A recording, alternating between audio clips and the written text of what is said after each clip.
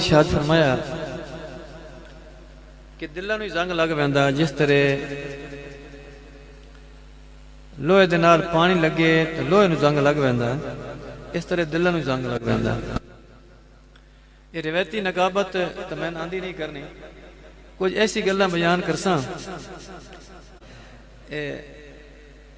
ارشاد فرمایا کہ دلاں نوں زنگ لگ پیندا جس طرح لوہے نوں زنگ لگ پیندا پانی لگن نال. اور ارشاد فرمایا کہ دلاں دا زنگ دور کرنے دا طریقہ کیا ہے؟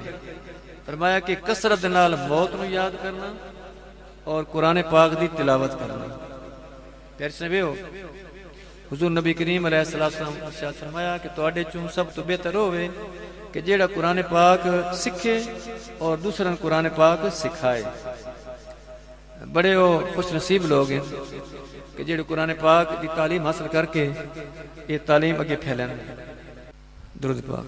اللہم صلی علی سیدنا و مولانا محمد معدل الجود والکرم وآلہ بارک وسلم صلی اللہ علی النبی الرمی وآلہ صلی اللہ علیہ وسلم صلاۃ و سلام علیکہ یا سیدی یا رسول اللہ وعلی آلہ و اصحابہ یا حبیب اللہ. یہ چونکہ باہر سپیکر کوئی نہیں کھلے تو جس تو آواز مہندی پئی ہے. نماز عشاء دی ادا ہو گئی ہے تو جنہ بہر مسجد تو نماز پڑھی ہے اپنی بڑی مسجد وہ جلدی جلدی مسجد تشریف لے آؤں. انشاءاللہ محفل پاک دا باقاعدہ آغاز تلاوت قرآن حکیم تو ہوسی, لیکن اس تو پہلے چونکہ نماز تو ہو گئی ساڑھے ایک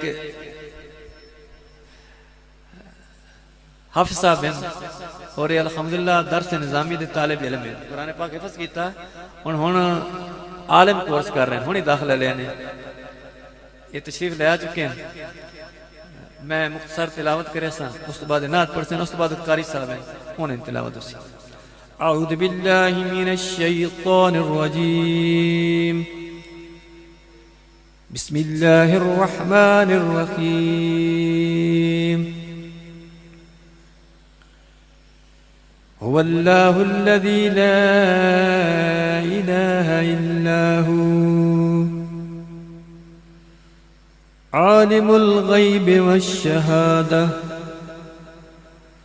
هو الرحمن الرحيم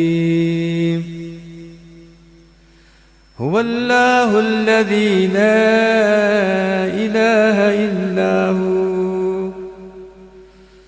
الملك القدوس السلام المؤمن المهيمن العزيز الجبار العزيز الجبار المتكبر سبحان الله عما يشركون هو الله الخالق الباري المصور له الأسماء الحسنى يسبح له ما في السماوات والأرض وهو العزيز الحكيم آمنت بالله صدق الله مولانا العظيم. انشاءاللہ